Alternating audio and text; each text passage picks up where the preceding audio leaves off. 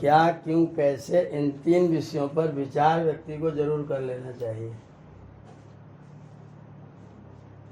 क्या कर रहे हैं, क्यों कर रहे हैं और कैसे कर रहे हैं, उसका मेथड क्या है, तरीका क्या है, पद्धति क्या है, इस पर विचार जरूर कर लेना चाहिए। हम मनुष्य लोग हैं, इसलिए मनन करना, विचार करना हमारा धर्म है।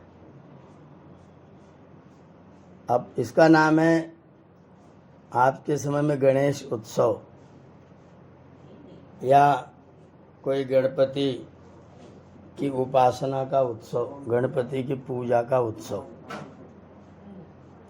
तो इसमें सबसे पहले तो हमें ये जानना पड़ेगा कि गणपति क्या है, कौन है, कैसा है। गणपति से हमें परिचित कराना पड़ेगा। अगर हम लोग सामान्य रूप से शब्द पर विचार करें तो गणस्य ईशा गणेशा अथवा गणस्य पति गणपति। गण का जो ईश है, गण का जो स्वामी है वो गणेश है, और गण का जो पति है वो गणपति है।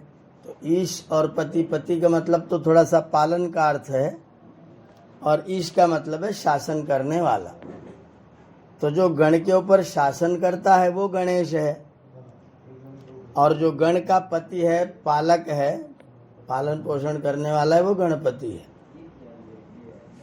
तो गणपति अथवा गणेश दोनों को सामान्यतः पर्यायवाची कह सकते हैं, पर अगर ज़्यादा गूढ़ता से विचार करेंगे तो गणेश में ईश का अर्थ विशेष है, शासन करना अर्थ विशेष है, नियंत्रण करना अर्थ विशेष है, और पति में पालन करना अर्थ विशेष है। तो पालन करना अथवा शासन करना, एक ही व्यक्ति हो सकता है जो पालन भी करे और शासन भी करे। 2 व्यक्ति भी हो सकते हैं जो शासन करने वाले हों और पालन करने वाले हों। पर यहाँ जैसा आज के उत्सव में प्रचलित है, जैसा सब लोग मान रहे हैं, गणपति और गणेश उन्होंने एक ही रूप में देखा हुआ है। एक ही रूप में गणपति और गणेश दोनों हैं, एक ही अर्थ में दोनों हैं। गणेश और गणपति दोनों एक ही अर्थ में हैं। उसी को ये लोग गणपति कह रहे हैं, उसी को ये लोग गणेश कह रहे हैं। अब गणेश के विषय में जो प्रचलित मत है, कि गणेश जी शिव जी के पुत्र हैं, पार्वती जी इनकी माता जी हैं, और लिखा यह गया है कि ये पार्वती जी के अयोनिज पुत्र हैं, मतलब शरीर से उत्पन्न पुत्र नहीं है। तो शरीर से उत्पन्न पुत्र न होने का मतलब 2 हो सकता है,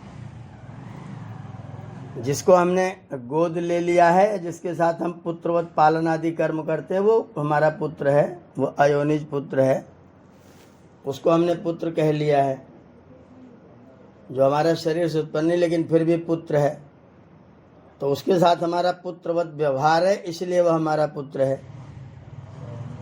तो लेकिन जो कहानी लिखी गई, जो पुराण में कहानी लिखी गई कि पार्वती जी अपना स्नान करते समय अपने हाथ से रगड़ करके उन्होंने मैल निकाला और उस मैल से पुतला बनाया और पुतले में प्राण प्रतिष्ठित किया और गणेश जी को दरवाजे पर चौकीदार बना के बिठा दिया। ये शिव पुराण में गणेश की उत्पत्ति की कहानी है।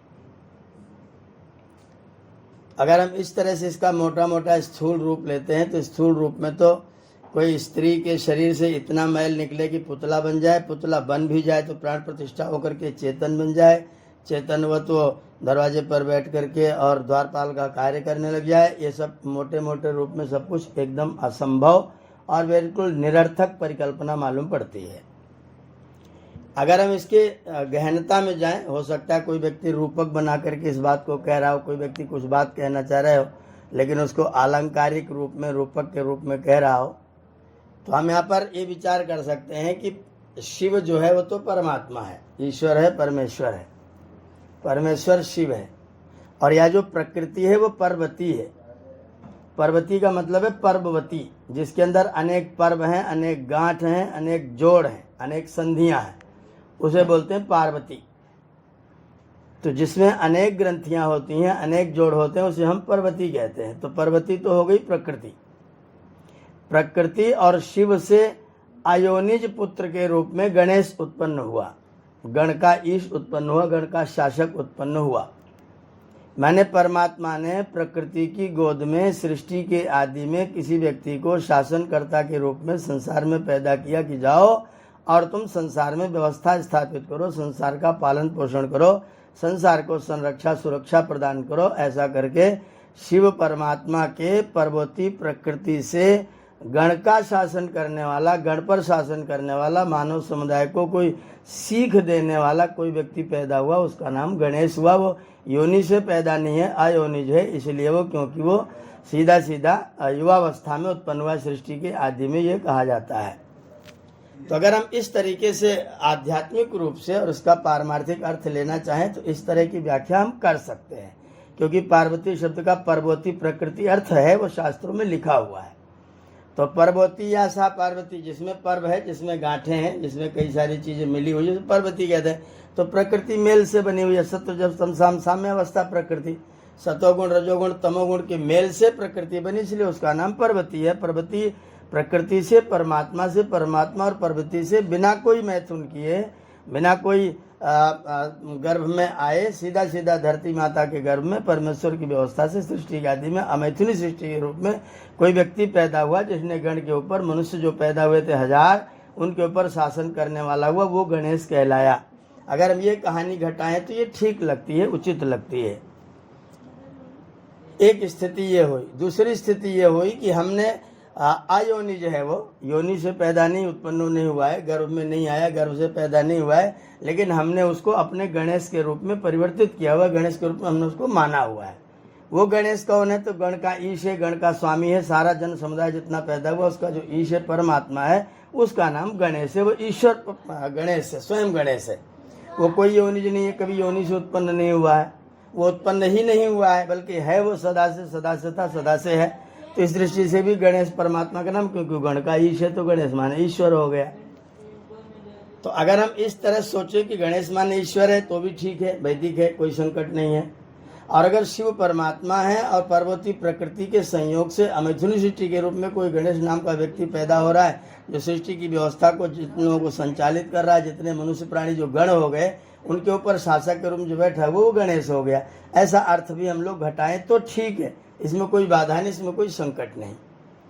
संकट तब आता है जब हम गणेश को शिव नाम के व्यक्ति का, पार्वती नाम की स्त्री का पुत्र मानते हैं और ये कहते हैं कि वो योनि से नहीं पैदा हुआ, संयोग से नहीं पैदा हुआ, बल्कि अयोनिज पुत्र है और उसका नाम गणेश है। और फिर उसकी उत्पत्ति दिखाते दिखाते कह दिया कि वो पार्वती के मैल से पैदा हुआ है। अब प्रकृति की मैल से पैदा हुआ है तो माता पिता के रजबीर से संतानें पैदा होती है, मैल से पैदा हुआ कहने में कोई दोष नहीं है। हमें मान लेते हैं पार्वती के मैल से, माने पार्वती के शिव के रजबीर से गणेश नाम का पुत्र पैदा हुआ।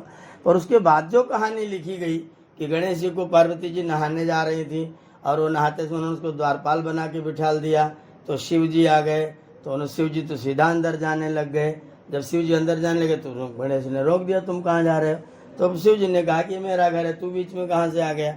उसने कहा कि मेरी माता जी स्नान कर रही, मैं इसमें, मेरी माता पार्वती, मैं उनका पुत्र हूँ, मेरी माता स्नान कर रही, आप अंदर नहीं जा सकते, कोई पुरुष अंदर नहीं जा सकता, तुम भी नहीं जा सकते, मैं तुमको जानता ही नहीं, तुम कौन हो?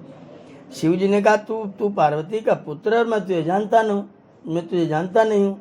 ये कैसी समस्या वाली बात हुई? तू मेरा पुत्र है, पार्वती मेरी पत्नी है, तू मेरा पुत्र है, ना मैं तुझे जानूं, और पार्वती तू मुझे पहचानता नहीं, मैं तुझे जानता नहीं। दोनों में इस बात पर विवाद हो गया और युद्ध हो गया। युद्ध हुआ तो लिखा गया कि 1000 साल तक युद्ध होता रहा। अब 1000 साल तक युद्ध हुआ, तब तक पार्वती जी नहाती रही। एक आश्चर्य वाली बात होती कि इनका युद्ध होता रहा और वो अंदर नहाती रही, न उनको इनकी तीर की, तलवार की कोई आवाज़ सुनाई पड़ी, हो हल्ला सुनाई पड़ा, और वो अपना स्नान करती रही। जब शिव जी ने गुस्सा होकर के गणेश का सर काट लिया, तब पार्वती जी एकदम से बाहर निकल आई, तुमने मेरे बच्चे को मारा है, तुम हत्यारे हो, और तुम जाओ और मेरे बच्चे को जिंदा करो। अब शिव जी इतने बड़े पहलवान है कि उन्होंने उसी गर्दन को तुरंत उसी पर नहीं जोड़ दिया, पकड़ के लो मैं तुम्हारा जोड़ दे रहा हूँ। वो सीधा वहां से तलवार लेकर के निकल गए, जंगल में बहुत दूर तक भटकते रहे। हथिनी अपने बच्चे से बैक साइड को, दूसरे साइड को अपना मुख करके सो रही थी, ये वहां गए, उन्होंने हथिनी के बच्चे का सर काट लिया, उस सर को लेकर के आए और गणेश की गर्दन पर फिट कर दिया और गणेश जी बन गए, गणेश जी जिंदा हो गए। ये कहानी जब हम पुराण के इस रूप में देखना शुरू करते हैं तो फिर एकदम बहसीपन लगता है, एकदम बकवास लगता है, बिना मतलब की कहानी लगती है। अगर हम इसको शिव परमात्मा मान लें, पार्वती प्रकृति मान लें, तो शिव से गणेश की उत्पत्ति भी कोई संकट नहीं है। या फिर ये दोनों अयोनिज हैं, इसलिए वो दोनों चयनित करके गणेश राजा के रूप में उत्पन्न हुआ, हमने उसको राजा के रूप में इलेक्टेड किया है, वो चयन किया हुआ है, हमने उसे चयन करके स्थापित किया हुआ, इसलिए वो गणेश राजा है। तो भी गणकाई से तो भी कोई संकट नहीं है। पर जो कहानी बना करके गणेश को पैदाइश की गई वो बिना मतलब की कहानी हुई। अब गणेश का जो चित्र बनाया गया, उस समय गणेश जैसे रहे होंगे वो तो जैसे रहे होंगे, पर जो गणेश का चित्र बनाया गया है, ये चित्र की परिकल्पना जो है वो एक प्रकार का संस्कृत में और हिंदी में जैसे हम काव्य लिखते हैं, उसी तरीके से चित्र भी एक काव्य होता है। हम किसी व्यक्ति का, किसी वस्तु का, किसी चीज को चित्र बना करके हम अपने उसकी बात को, अपनी बात को, जो सिद्धांत को कहना चाहते हैं, हम उसको कह देते हैं। जैसे काल का चित्र बनाया गया, आगे उसके बाल डाल दिए गए, सिर पर चेहरा पूरा ढक दिया गया, पीछे से सिर को गंजा कर दिया गया, नीचे 4 पैर लगा दिए गए, पीछे पूंछ लगा दी गई, वो घोड़े के रूप में हो गया, लेकिन पीछे से गंजा है, बाल उसके आगे को हैं। अब उसमें लिखा कुछ नहीं गया, तो परिकल्पना ये किया कि ये जो है घोड़ा है, और ये ऐसा घोड़ा है जो कभी रुकता नहीं, हमेशा चलता रहता है। अगर इस घोड़े को कोई व्यक्ति आगे से संभाल ले तो बाल पकड़ सकता है, इसके ऊपर लटक सकता है। अगर कोई आगे से सावधान न रहा और ये थोड़ा सा बैक हो गया, अगर आगे चला गया तो सिर क्योंकि पीछे से गंजा है, फिर वो बाल पकड़ नहीं जाएगा, फिर व्यक्ति कभी उसको पकड़ नहीं पाएगा। जो व्यक्ति काल का आगे से सदुपयोग कर लेता है वो उसको प्राप्त कर लेता है, जो नहीं सदुपयोग करता है प्राप्त नहीं कर पाता है। तो चित्र के द्वारा हमने इस काव्य की बात कह दी। यहाँ जो गणेश का चित्र बनाया गया वो भी एक चित्र काव्य है, वास्तव में उसको चित्र काव्य के रूप में देखा जाना चाहिए। अब उसमें एक एक चीज देख लीजिए, क्या क्या चीजें हैं, कैसी कैसी चीजें हैं। गणेश जी के पास में जितने भी चित्र हैं बने हुए, आप वो चित्र देखेंगे, आराम से बैठा हुआ व्यक्ति, गणेश नाम का व्यक्ति जो बैठा हुआ उसको देखेंगे आप, तो सबसे पहले उसके सिर को देखना शुरू करिए। सिर हाथी का है। अब अगर कोई व्यक्ति गण का ईश है, अगर कोई व्यक्ति समुदाय का स्वामी, समुदाय का मालिक है, और उसका सिर अगर छोटा है, अगर वो तुच्छ विचार वाला है, तो कभी भी उन व्यक्तियों को सामंजस्य में बिठा करके ठीक से रख नहीं सकता है। अगर कोई राजा है, अगर कोई गणपति, अगर कोई गणेश है, तो उसका सिर बड़ा होना चाहिए, इतना बड़ा जो सबकी बात को समाहित कर सके, सबकी बात को अपने मस्तिष्क में, और अनेक विद्याओं का मालिक हो, अनेक विद्याओं को जानने वाला हो, अनेक चीज़ों को जानने वाला हो, अनेक चीज़ें स्मरण रखने वाला हो, ऐसे व्यक्ति को गणेश होना चाहिए। तो ऐसा व्यक्ति गणेश होगा तो उसका सिर निश्चित तौर पर बड़ा होगा। जिसका सर बड़ा होगा, जिसका सर विशाल होगा, जिसके विचार विशाल होंगे, जिसका चिंतन मन गहरा होगा, गंभीर होगा, वो व्यक्ति गणेश कहलाएगा। जो व्यक्ति गणकाईश हो सकता है, राजा हो सकता है, स्वामी हो सकता है, मालिक हो सकता है, पालन करने वाला गण का, पूरे समुदाय का हो सकता है। तो ऐसा व्यक्ति ही गणेश हो सकता है जिसका सिर विशाल हो, सिर बड़ा हो। उसके बाद में फिर उसके कान दिखाए तो कान भी बहुत बड़े बड़े हैं। तो गणेश को, राजा को ऐसा होना चाहिए जो अनेक लोगों की बातों को सुन सके और अपने मस्तिष्क में चुपचाप धारण कर सके। कोई क्या कह रहा है, कोई क्या कह रहा है, तरह तरह के लोग बातें कर रहे, सबकी बातें अपने कान से सुन ले और सुन करके अपने मस्तिष्क में चुपचाप उसको सुरक्षित रख ले। जब काम पड़े तब उसको बोले बताए, नहीं तो उसको गुप्त रखे, संभाल के रखे। तो इसीलिए उसका हाथी का कान लगा दिया। अब हाथी का कान का खूब बड़ा बड़ा है तो खूब सुनेगा, जितने बड़े कान उतना अच्छा श्रोता। तो आप अगर अच्छा सुनते हैं, आप सुनने वाले, इसका मतलब राजा को होना चाहिए कोई बहुत सुने, सब लोगों की सुनता रहे। जो किसी की सुनी ना पाए, किसी ने जरा से निंदा कर दी, टूट करके भिड़ गए, तो जरा प्रशंसा कर दी, फूल करके कुप्पा हो गए, सब कुछ बांट दिया। तो अगर ऐसी स्थिति आएगी तो फिर व्यक्ति राजा ठीक से राज्य नहीं कर सकता है। तो राजा को चाहिए कि उसका सिर बड़ा हो और कान भी उसके बड़े बड़े, जिससे सबकी बातें वो सुन सके। उसके बाद में उसकी आंखें देखिए गणेश की, वो छोटी छोटी, वो हाथी वाली, वो आदमी वाली हैं। आंखें छोटी हैं, सर बड़ा है। आंखें हाथी के बराबर की बड़ी बड़ी नहीं है, आंखें उसकी छोटी छोटी हैं। क्या सोचकर चित्रकार ने बनाया है कि आंखें छोटी? इसका मतलब व्यक्ति जब सोचता है तो उसकी आंखें सिकुड़ करके छोटी हो जाती हैं। जो व्यक्ति चिंतन करने लग जाता है, किसी विषय पर गंभीरता सोचता है, तो उसकी आंखें थोड़ी सिकुड़ जाती हैं। तो गणेश को ऐसा होना चाहिए जिसकी आंखें संकुचित हैं। इसका मतलब व्यक्ति हमेशा विचार करता रहता है, कुछ न कुछ सोचता रहता है, राष्ट्र के विषय में, समाज के विषय में, लोगों के विषय में, लोगों के हित के विषय में। जो हमेशा सूक्ष्म दृष्टि से व्यक्ति सोचता रहता है वही गणेश हो सकता है। जो अपनी प्रजा के बारे में सूक्ष्मता से नहीं देखता, व्यक्ति कभी भी गणेश होने के लायक नहीं होता है।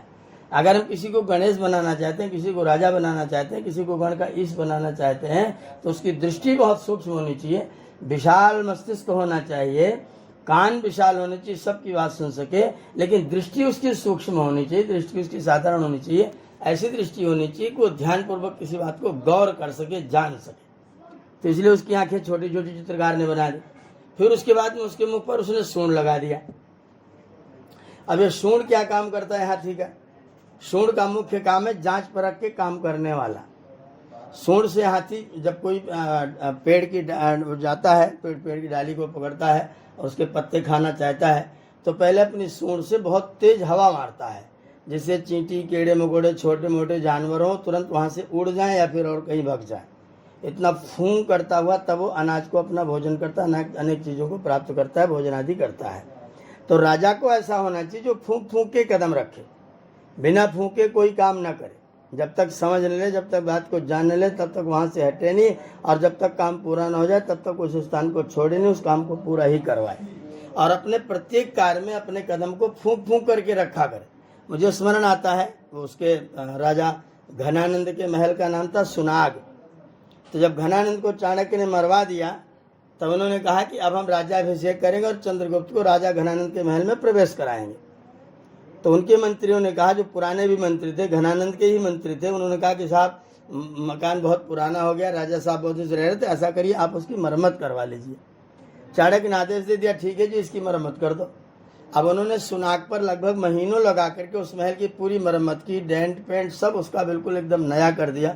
जब सब कुछ कर दिया तो उन लोगों ने आकर के कहा कि महाराज महल तैयार है, आप जो है चंद्रगुप्त का प्रवेश कराएं।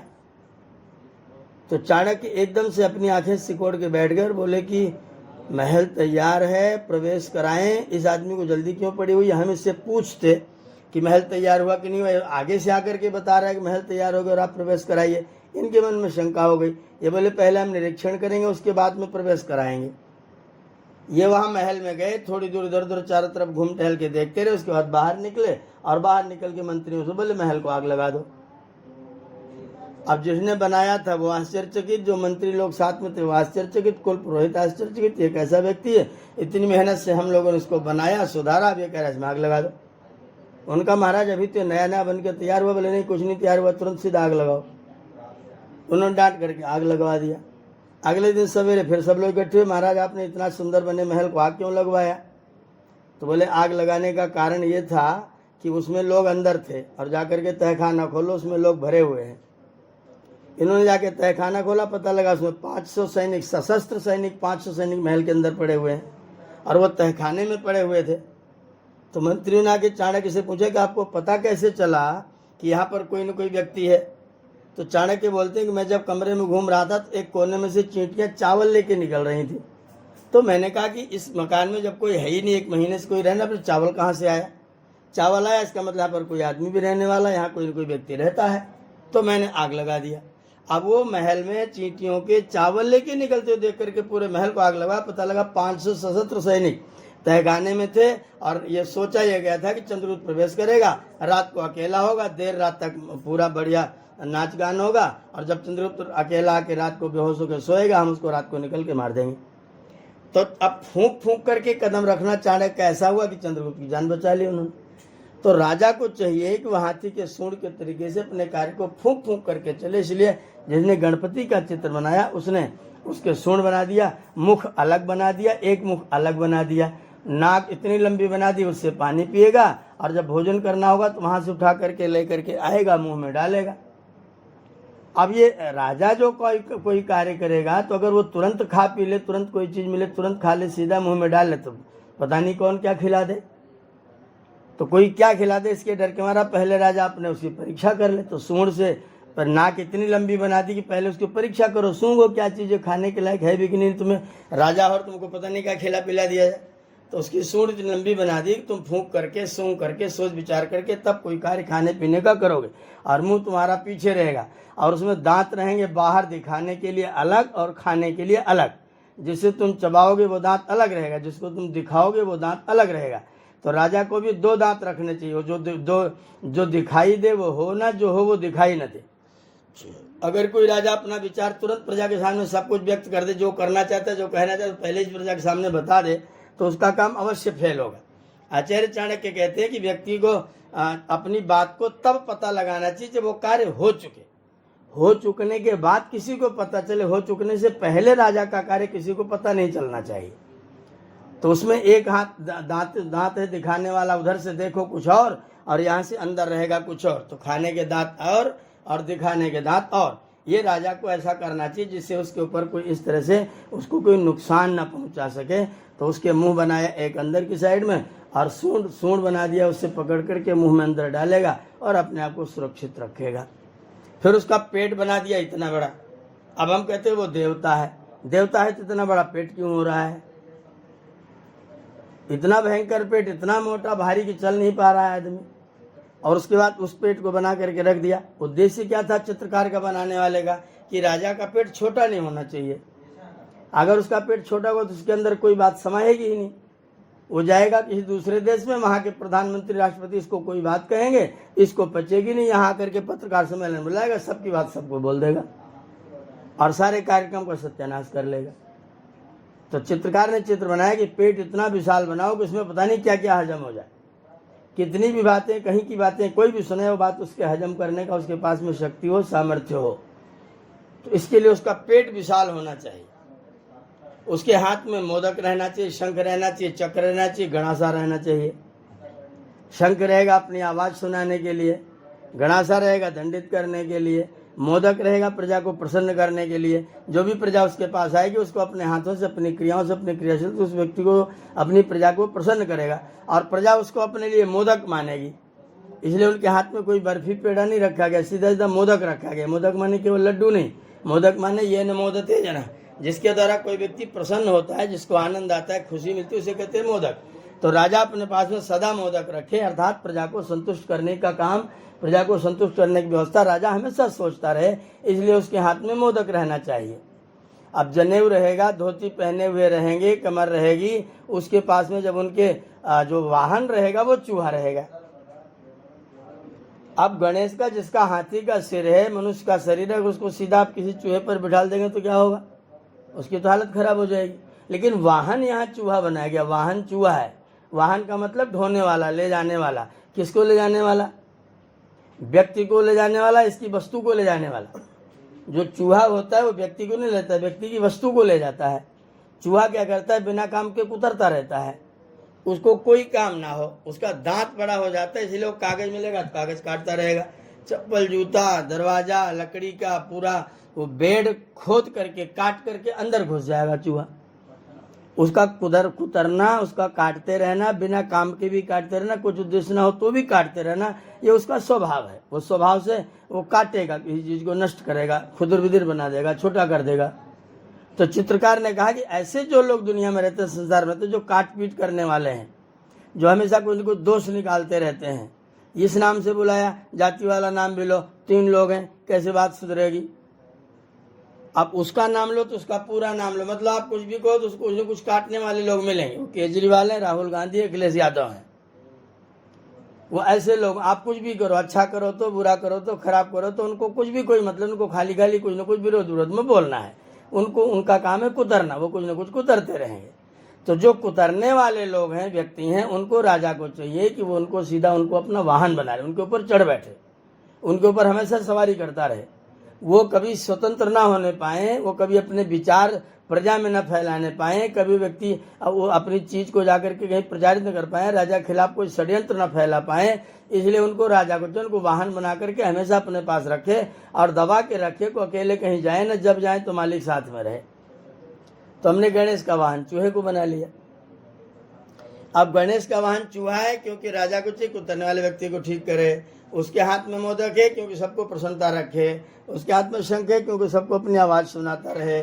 उसके हाथ में गणसा है, गणासा है, अस्त्र है, जिससे दुष्टों को दंड भी देता रहे। और उसके बाद में उसके पास में ये साधन भी रहना चाहिए कि वो प्रजा का पालन पोषण भी करता रहे और सबको मुदित भी करता रहे। उसके हाथ में मोदक भी बना रहे। सूंड इसलिए रखी कि फूंक फाक करके अपने काम को क्या करे। आंखें छोटी हैं, सोच विचार के काम करे। सिर बड़ा है कि बहुत बड़े मस्तिष्क वाला, बहुत बड़ी चीज, बड़ी बड़ी सोच रखने वाला राजा को होना चाहिए। इन गुणों वाला अगर कोई व्यक्ति होगा तो हम उसको गणेश कहेंगे और वो राजा होगा। और हमारे घर में कभी भी कोई भी कार्यक्रम होगा तो सर्वप्रथम गणेश की पूजा होगी। अब कौन से गणेश की पूजा होगी? तो नंबर 1 तो सर्वप्रथम परमात्मा की पूजा होनी चाहिए, जो सबका ही से सारे लोगों का स्वामी है। और उसकी पूजा हो जाए तो उसके बाद में फिर जो गणेश है उसकी पूजा होनी चाहिए।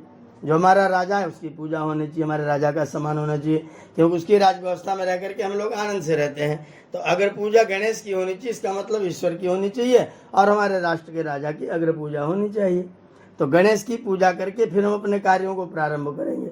ये तो इसका वैदिक स्वरूप, ये तो इसका ठीक ठीक स्वरूप है। आप इसको करेंगे, इसको मानेंगे तो आप इसकी सुरक्षा करिए, संरक्षा करिए, उससे अपने कार्य बनाइए, अपने कार्यों को सिद्ध करिए। और उसके बाद में जो परम पिता परमात्मा जो सब गणों का ईश है, स्वामी मालिक महाराज है, प्रियाणाम तो प्रियपतिम, निधि नाम तो निधिपतिम, और गणानाम तो गणपतिम, जो गणों का स्वामी है, जो निधियों का स्वामी है, जो व्रतों का स्वामी है, ऐसा परमात्मा हमारे लिए आनंद देने वाला, हम उसकी उपासना करने वाले हों, वो हमारा गणपति, उस गणेश की पूजा अपने प्रत्येक कार्य में सर्वप्रथम करनी चाहिए। ये बात हम लोगों ने कही और ये बात माननीय, स्वीकरणीय है। जो गणेश, वास्तविक गणेश, जिसके रूप स्वरूप को हम जानते हैं कि वो गणेश परमात्मा है अथवा गणेश राजा है, हमारे द्वारा सिलेक्शन किया, हमारे द्वारा इलेक्शन किया, हमने उसको राजा बनाया और वो हमारी रक्षा करता है। तो इनमें से दोनों अर्थों को, गणेश माने परमात्मा, गणेश माने राजा, अगर हम दोनों अर्थों को लेते हैं तो हम उसका सदुपयोग कर पाते हैं। अगर इन दोनों अर्थों को नहीं लेते, कोई अन्य अर्थ लेते हैं, तो फिर हम उसका सदुपयोग नहीं कर पाते हैं। और पूजा के नाम पर हमारे यहाँ पूरे हिंदू समाज में पूजा के नाम पर 4 से 10 वस्तुएं हैं। अगरबत्ती ले लो, शहद ले लो, दही ले लो, दूध ले लो, घी ले लो, और थोड़ा सा फूल ले लो, अक्षत ले लो, रोली ले लो, कलावा ले लो, और कलावा के लिए धोती वस्त्र पहन से उसके द्वारा कलावा पहना दो, और सारी पूजा प्रतीक रूप में गणेश की करके गणेश जी को प्रतिष्ठित कर दो। और जब पूजा हो जाए तो उनको ले जाकर के समुद्र के किनारे कहीं फेंकाओ। ये आज हमारे यहाँ हम लोग गणेश की पूजा करते हैं। और गणेश जी है नहीं, गणेश जी मिलते नहीं, तो विवाह आदि में जाते हैं तो हम गोबर गणेश बना लेते हैं। गौरी गणेश सुपारी का बना लेते हैं और गोबर का बना लेते हैं। तो सुपारी और गोबर दोनों अलग अलग करके हम 2 चीज़ें गौरी और गणेश बना लेते हैं। अब गौरी हम कहते हैं पार्वती जी को, गणेश हम कहते हैं पुत्र जी को। तो पुत्र जी की पूजा हो गई, हमने पुत्र जी की पूजा कर ली और हमने माता जी की पूजा कर ली। ठीक है, माता की पूजा करनी चाहिए, ठीक है, पुत्र की पूजा करनी चाहिए, पर पिताजी को छोड़ दें तो फिर पिताजी की भी पूजा करनी चाहिए। और पूजा का तरीका सबका एक ही है, सारी पूजा एक तरह की, सब पूजा के यंत्र सबके एक तरह के, वही पत्ते, वही फूल, वही अक्षत, वही रोली, वही कलावा, वही सब कुछ लेकर के और गणेश जी को बिठाल करके तमाम सारा चढ़ावा करके पूरा जुलूस निकाल के हो अल्लाह करके और हो अल्लाह करके अंत में जब पूजा हो जाए समाप्त करके फिर ले जा करके उनको पूर्णिमा के अवसर पर ले जा करके फिर से समुद्र के किनारे उल्टे सीधे टेढ़े मेढ़े ऊपर से ही फेंक दीजिए। फिर उनके ऊपर कोई कुछ भी करता रहे, आपको कोई मतलब नहीं है। जो गणेश था वो इस तरह का होकर के इस रूप में तुम्हारे देखते देखते हो गया, तुम गणेश की पूजा करते हो और तुम गणेश जी की जय जयकार करते हो। और ये पूजा का पूरे के पूरे हमारे पूरे वैदिक प्रकरण में, पूरे वैदिक कर्मकांड में कहीं भी जो वैदिक कर्मकांड है, जो हमारे शास्त्र, जो हमारे जो कर्मकांड के ग्रंथ है, गृह सूत्र, धर्म सूत्र, शुल्भ सूत्र और श्रौत सूत्र, इन चारों प्रकार के सूत्रों में कहीं भी नहीं कहा गया है कि पहले आप गणेश जी को इस रूप में इस तरह बना करके पूजा करिए, उसके बाद फिर कोई कार्य प्रारंभ कर दिए। ये लिखा हुआ है कि यज्ञ करके ईश्वरोपासना करके अपने कार्यों को प्रारंभ करना चाहिए। यह हमारा मंगलकारी कर्म माना गया है। सबसे पहले मंगल का कार्य करके तो अपने कार्यों को करना, जिससे कार्य में सफलता मिले, आपका मन प्रसन्न रहे और संतोष रहे। तो ये करके हमें गणेश की पूजा करके और अपना कार्यक्रम करना चाहिए। तो वैदिक व्यवस्था तो ये हुई कि हम परमात्मा की उपासना करें, परमात्मा की पूजा करें और उसका स्मरण नाम करें, उसके कुछ मंत्र पाठ करें, उसके मंत्रों का अर्थ विचार करें और उसके बाद में फिर अपने कार्य को प्रारंभ करें। इतनी सी हमारी पूजा का मामला था। अब हम लोगों ने पूजा के लिए तमाम सारे अस्त्र शस्त्र लगा करके रख दिए, उसके बाद हम उनको रख के पूजा करते हैं और पूजा करके सारे सामान को रख करके अपने कर्तव्य की तीसरी समझ लेते हैं। ना तो ठीक से गणेश को समझते हैं, ना तो ठीक से शिव को समझते हैं, ना तो ठीक से पार्वती को समझते हैं और भीड़ के हिस्से हो जाते हैं। हम लोगों में, हिंदुओं में एक बहुत बुरी बीमारी है कि वो शास्त्र को पीछे रखते हैं और नकल को आगे रखते हैं। शास्त्र में जो लिखा है, जैसा लिखा है, उसको नहीं पढ़ेंगे और कहिए तो उसको कहते हैं हमने तो देखा ही नहीं साहब, हमने तो पढ़ा नहीं, हम क्या कह सकते इसके बारे में। आपने नहीं पढ़ा तो भी आपकी गलती, क्योंकि आपने क्यों नहीं पढ़ा। आपको जब इस चीज़ को पढ़ना चाहिए था, जानना चाहिए था, सीखना चाहिए था, आपने इसको पढ़ा क्यों नहीं पढ़ा तो तुम्हारी गलती है।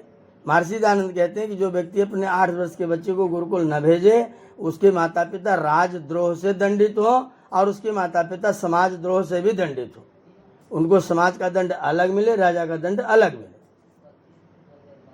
अब हमने उस सब प्रकार का दंड कर दिया समाप्त और जिसको जैसे चाहिए आप उसकी पूजा करा लीजिए। हम गणेश की पूजा इसी रूप में करते हैं, भारी भारी उत्सव मनाते हैं और गणेश की जो मूर्तियां बनती हैं, थोड़ा सा बांस होता है, बांस के ऊपर धान का पुआल होता है, पुआल के ऊपर फिर मिट्टी होती है, और मिट्टी भी बहुत सारी बाहर से लाई जाती है, और मिट्टी के ऊपर जितना भी चमकीला पेंट लगाया जाता है सब का सब चाइनीज होता है।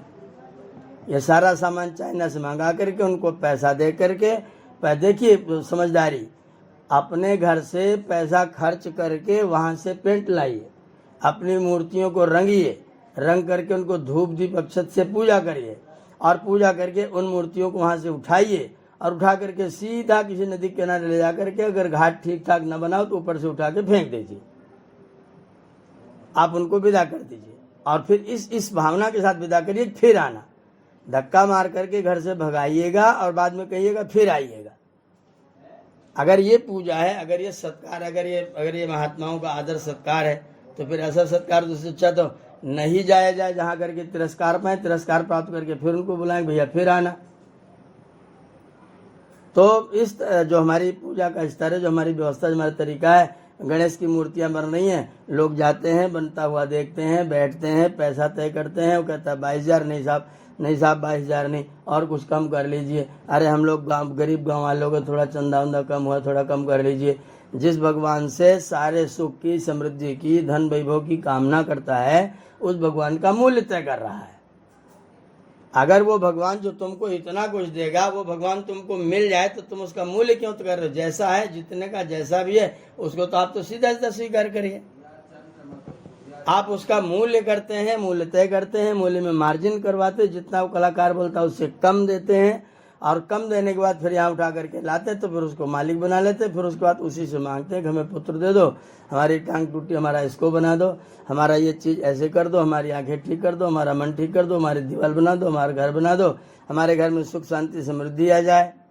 उसी से प्रार्थना करते, जिसका मूल्य घटा के खरीद के लेकर के आ रहे थे, जिसका मूल्य हमने कह करके तमाम जिद करके बार बार करके घटाया था, उसी व्यक्ति से करोड़ों की लागत का दान, करोड़ों की लागत की कृपा हम लोग बैठ करके मांग रहे हैं। और उसके बाद कह रहे हैं जी आज तो गणपति का उत्सव है। पूरे इतिहास के दृष्टिकोण से कर्मकांड के किसी ग्रंथ में गणपति की पूजा का वर्णन नहीं है। पुराणों में केवल गणेश पुराण में कहा गया इन्होंने गणेश की पूजा की, उनको ये फल मिला, ऐसा करते तो ऐसा मिलता, और पूजा करो तो ऐसा मिलेगा, अमुक व्यक्ति करेगा तो उसको नुकसान हो जाएगा, अमुक करे तो उसको फायदा हो जाएगा। ये सारा तमाशा हम लोग पुराणों के आधार पर लोगों को सुनाते रहते हैं, कहते रहते हैं और करते रहते हैं।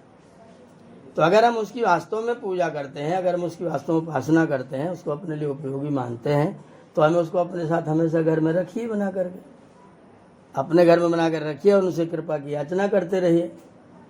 सीधा सा सिद्धांत है कि कोई भी जड़ वस्तु कुछ भी क्रिया नहीं कर सकती है, और अगर वो कोई क्रिया तुमको दिखाई पड़े वो क्रिया करती, तो वो करती नहीं बल्कि वो कराई जाती है। जड़ वस्तुओं में क्रिया अपने आप नहीं होती, जड़ वस्तुओं से क्रिया कराई जाती है। हम जो क्रिया कराते हैं वो जड़ वस्तु कर लेती, क्रिया न करा जड़ वस्तु नहीं करती है। सारी जड़ वस्तुएं अपने आप कोई क्रिया नहीं करती हैं, जड़ वस्तुएं कराने से क्रिया करती हैं। तो अगर जो मूर्ति हमने बनाई हुई जड़ वस्तु है, वो कोई चेतन तो हुई नहीं।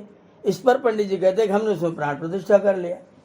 अब हम उनसे कहते हैं प्राण प्रतिष्ठा की पद्धति बता, वो कैसे होता है? बोले अमुक अमुक मंत्र पर प्राण प्रतिष्ठा हो जाएगी, इस मंत्र में प्राण प्रतिष्ठा करने की व्यवस्था है। मैंने कहा अगर इस मंत्र से प्राण की प्रतिष्ठा होती है तो हॉस्पिटल में जाओ, मॉर्चरी में जाओ, जहाँ सब डेड बॉडी रखी हुई हैं, वो सब बना बनाया पूरा ढांचा एकदम तैयार कंप्लीट है। आप वहाँ जाओ, बैठो, कुशा ले लो, मंत्र पढ़ो, हवन करो, और उसके बाद में 2-4 मुर्दों को खड़ा करके भेज दो।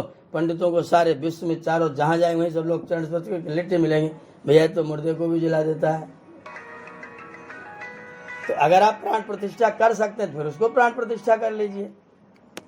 अगर प्राण प्रतिष्ठा करने की हमारी सामर्थ्य है तो जो हमारे पुत्र का शरीर, हमारे भाई का शरीर, हमारे माता पिता का शरीर, अभी इसमें से प्राण का निष्क्रमण हुआ है, प्राण निकल गया है, जिसमें से प्राण निकला है पूरी बॉडी बिल्कुल फिट है, ठीक ठाक है, चलने फिरने के लायक है। अगर प्राण मिल जाए तो चल सकती है, और आपकी प्राण प्रतिष्ठा करने की सामर्थ्य है तो फिर आप उस शरीर में प्राण प्रतिष्ठा करिए और उसको चलने दीजिए। तो फिर पंडित जी कहते हैं नहीं, वो प्रतीक रूप में होती है। मैंने कहा जब कोई व्यक्ति साक्षात मिल जाता है आप उसका प्रतीक क्यों ढूंढ रहे हैं? मैं गुरुकुल में बैठा रहूं, कोई व्यक्ति गेट पर मेरी मूर्ति लगा करके मुझे 4 फूल चढ़ाता रहे, रोज चढ़ाता, मुझसे मिलने ना आए, तो मुझसे पूछूंगा भैया क्या बात हुई, क्यों फूल फाल चढ़ा रहा है? वो कहेगा हम तो आपकी पूजा कर। मैंने कहा मैं तो यहाँ बैठा हूँ, तू वहाँ पूजा कहाँ कर रहा है? तो मेरे पास आकर तुझे पूजा करनी चाहिए।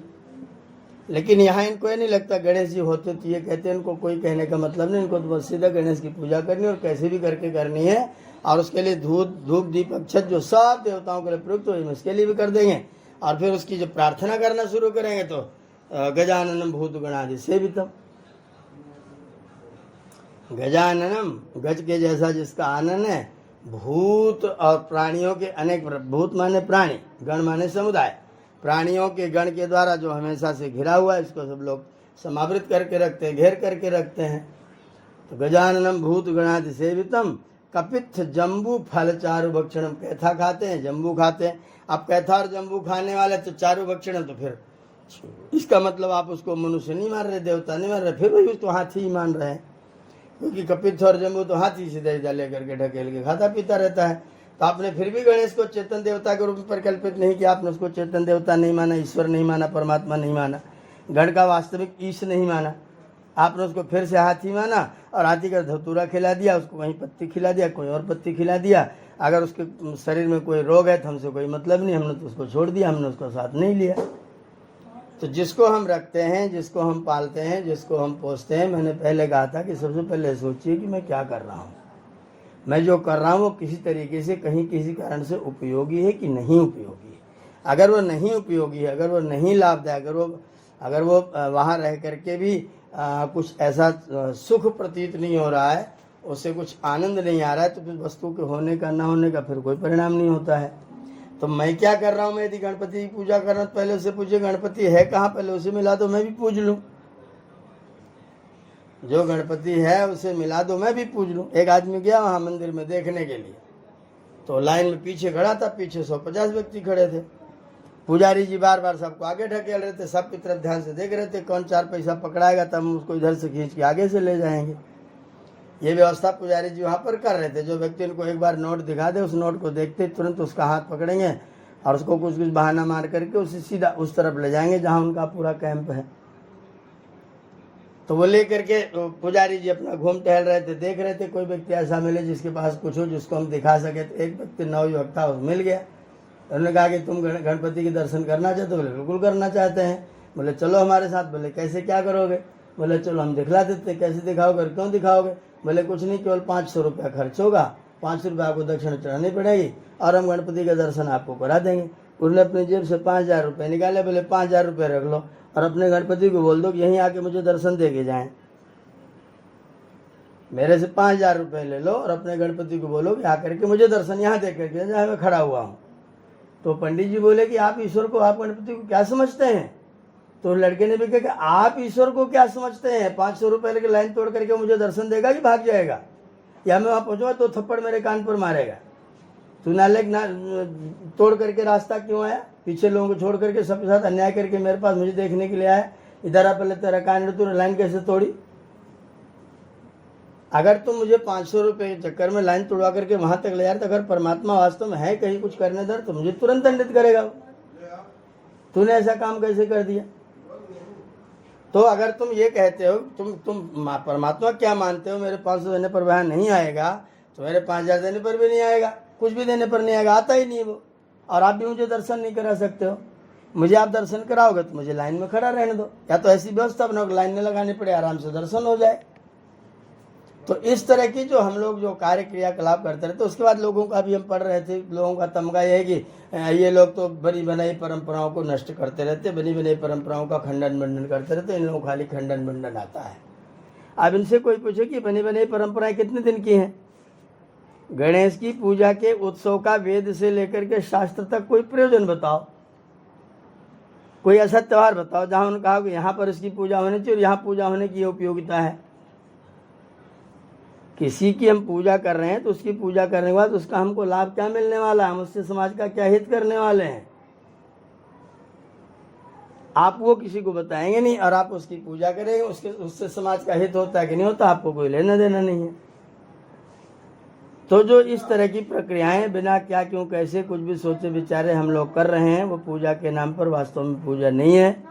भगवान गणेश का जो वास्तविक रूप है वह है भगवान परमात्मा है, क्योंकि हम सब उसके गण हैं। जितने संसार में प्राणी हैं वो सब अलग अलग गणों में है। कोई पशु गण है, कोई वृक्ष गण है, कोई औषधि गण है, कोई ब्राह्मण गण है, कोई क्षत्रिय गण है। तो जितने भी गण हैं इस संसार में बनाए हुए, सारे के सारे गणों का अगर कोई मालिक है, देखने वाला है, कर्ता धर्ता विधर्ता संघर्ता है, तो उसका नाम है परमपिता परमात्मा।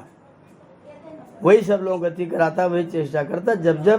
जब जब गणेश की पूजा करने का अवसर आए तो आप अपने यहाँ बैठ करके जो सच्चा गणेश है, वास्तविक गणेश जो आपका पालन पोषण कर रहा है, परमात्मा के प्रतिनिधि के रूप में जो माता पिता मेरा पालन पोषण कर रहे हैं, उनकी पूजा करना, वास्तव में गणेश की पूजा करना, क्योंकि हम उसके गण हैं।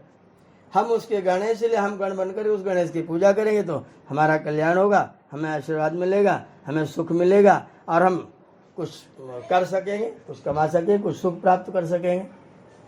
जो गण का मालिक है उसकी सेवा करें, उसकी उपासना करें, निश्चित तौर पर हमारे गणपति तो आएगा, हमारे अंदर ऐश्वर्य तो आएगा, हमारे पास शुभ भावनाएं आएंगी। और कुछ नहीं होगा तो हम कम से कम सकारात्मक बनेंगे, तो हमारा शरीर स्वस्थ रहेगा, हम प्रसन्नतापूर्वक अपने जीवन को व्यतीत करते रहेंगे। और हम क्या कर रहे हैं जो हमको पता ही नहीं है, गणपति कौन है, क्या है, हमको मालूम नहीं है, क्या करता है, हम कैसे पूजा करते हैं, हमारी पूजा करने की पद्धति क्या, वो पूजा पद्धति सबकी एक जैसी है। गणेश जी को लेकर के सारे, अभी हम राजस्थान में थे तो सारा गांव का गांव गणेश जी को एक ट्रैक्टर ट्रॉली पर बिठाल रखा है, ऊपर से 4 भूत प्रेत नशा करके उनके आगे पीछे नाचते हुए जा रहे हैं, पीछे से सज्जन उनका दर्शन कर रहे हैं, दरवाजा खोल करके लो भाई भगवान शिव साक्षात दर्शन करने आपके हाथ पर आए हुए हैं। और जिनके घर पर साक्षात शिव स्वयं गए हुए हैं, बिना किसी की सहायता किए अपने आप उस घर पहुंचे हुए हैं, उस व्यक्ति को हम गरीब मानते, वहाँ गणपति के आगमन की बात नहीं करते हैं। तो गणपति परमात्मा है, उसका जो चित्र वाला भाग है वो वास्तव में किसी कवि के द्वारा, चित्र काव्य कवि के द्वारा वहाँ पर उस चित्र से व्यक्ति शिक्षा ग्रहण करे, कुछ जान ले, कुछ सीख ले, कुछ प्राप्त कर ले और वास्तविक गणेश को पहचान ले, इसके लिए उसने चित्र काव्य बनाया। तो गणपति हमारा राजा है, गणपति हमारा ईश्वर है, गणपति हमारा कोई शासक है, कोई प्रशासक है। वो शासक प्रशासक जिस तरह की क्रियाओं को करता है, उनको जान करके, उनकी व्यवस्था में रह करके, उनकी व्यवस्था में रहते हुए और पालन करने से जो हमारा लक्ष्य, जो हमारा वास्तव में गणपति पूजन है, वो हमारा पूजन समर्थ होता है। आज जो प्रक्रिया, अच्छा एक इस समय बड़ी भारी बीमारी, कोई एक त्यौहार ले लो, सीधा तुरंत वो बाजार के कब्जे में आ जाता है। हम रक्षाबंधन मानते थे, बाजार के कब्जे में आ गया। हम गुड़िया पीटते थे, गुड्डी गुड़िया बना के खेलते थे, वो सब का सब बाजार के चक्कर में आ गया। हम जो कुछ भी कार्य करते थे वो सारा का सारा चीज़ बाजार के चक्कर में आ गया। और बाजार में ऐसी स्थिति आ गई कि आप उसको प्राप्त करने के लिए आपको कुछ न कुछ अतिरिक्त मेहनत करनी पड़ेगी, तब आपको प्राप्त होगा। और हर वस्तु बाजार के उपयोग में आ गई तो बाजार वालों को आनंद था, उनकी कमाई होती, उसका बढ़िया बढ़िया प्रचार करते हैं। मूर्ति बनाने वाले विधर्मी, बेचने वाले विधर्मी, लाने वाले विधर्मी, ट्रक की ड्राइविंग करने वाले, उसको ढो के लाने वाले विधर्मी, यहाँ भी उसको नुकसान पहुँचाने वाले विधर्मी। और हम उन्हीं के सामने उनकी बात करते हुए कहते हैं कि नहीं ये वाला ठीक है, वो वाला गलत है, तुमने सही कहा, तुमने गलत कहा। और वाणी पर अपनी बात पर विचार नहीं करना कि हमने क्या कहा, किसने क्या कहा, किस बात ध्यान से सुनना चाहिए, न किसी की सुनना, न किसी की मानना, बस ठीक है हम तो जैसा मानते हैं वैसे ही ठीक करते हैं। और जिनकी मानते हैं वो एक जगह पर एक चीज़ दो बार दो तरह से लिखते हैं। जिनको हम मानते हैं, जिनको पूजनीय मानते हैं, अपनी ही बात को एक जगह कुछ और कहते हैं, एक जगह कुछ और कहते हैं। उनका अपना कथन एक बार भय प्रकट कृपाला कहते हैं, एक बार सबको प्रकट करते रहते हैं, और फिर एक बार में उनको पैदा करने लग जाते हैं। एक बार जा दिन ते हरिहर भाई आए कहने लग जाते हैं, फिर उन्हीं को प्रमाण मान करके, उनकी बात सुना करके कहीं और की चौपाई लेकर के उनको प्रमाण के रूप में घोषित करने लग जाते हैं। तो हमारी जो एक बार कथन कुछ और, एक बार कथन कुछ और, पूजा का व्यवहार कुछ और, पाठ का व्यवहार कुछ और सारा का सारा ताम झाम दिखावा प्रदर्शन जिस ईश्वर की, जिस गणेश की हम पूजा करने बैठते हैं, क्या हम नशा करके बेवकूफ़ बनकर उसकी पूजा करेंगे तो हमारी पूजा वो सार्थक करेगा, सफल करेगा? हम उसको लेकर नाच गान कर रहे हैं, नाच गा रहे हैं, उसके बाद ऊपर से शराब पी रहे हैं, सुबह शराब पिला दे रहे हैं और पिला करके पी करके नाच गाना कर रहे हैं, सोच रहे हम तो भगवान की पूजा करें, भगवान की उपासना कर रहे हैं। और जब भगवान का काम ठीक से करते नहीं तो फिर भगवान के दंड से हमेशा दुखी रहते हैं, हमेशा परेशान रहते हैं। भगवान ने ये कर दिया, भगवान ने वो कर दिया, क्या सब हमने होता है, क्योंकि हमें जब करना था तो हमने किया नहीं, जब करने की सोचने लगे तो हमारा करने के लायक कुछ बचा नहीं। तो गणेश के सच्चे स्वरूप को जान करके, चाहे दोनों रूप में जान लीजिए, चाहे तो चित्र काव्य के आधार पर उसको राजा के रूप में स्वीकार कर लीजिए, और जैसे राजा का सम्मान होना चाहिए, स्वागत होना चाहिए, वैसे राजा का स्वागत सम्मान करो। राजा भी अपनी प्रजा के बीच में नंगे हाथ छुपे हुए वेश में प्रजा के बीच में घूम करके देखा करे कि मेरी प्रजा के बीच में कहीं कोई इस तरह का असंतोष तो नहीं पनप रहा है, जो राजा अपने प्रजा के बीच में रह करके उसके असंतोष आदि की परीक्षा करके उनके असंतोष को दूर करता रहता है, वही राजा लंबे समय तक स्थिर रहता है। अगर कोई राजा ऐसा नहीं करता तो उसकी स्थिरता में संदेह हो जाता है। तो हम जिस ईश्वर की पूजा करने चल रहे हैं, जिस राज राजेश की पूजा करते हैं, जिस गणपति की पूजा करते हैं, वो पूजा हमारे वास्तविक गणपति की होने लग जाए, जो सारे गणों का ईश है, चाहे राजा के रूप में हो चाहे परमात्मा के रूप में हो, दोनों ही गण के ईश हैं।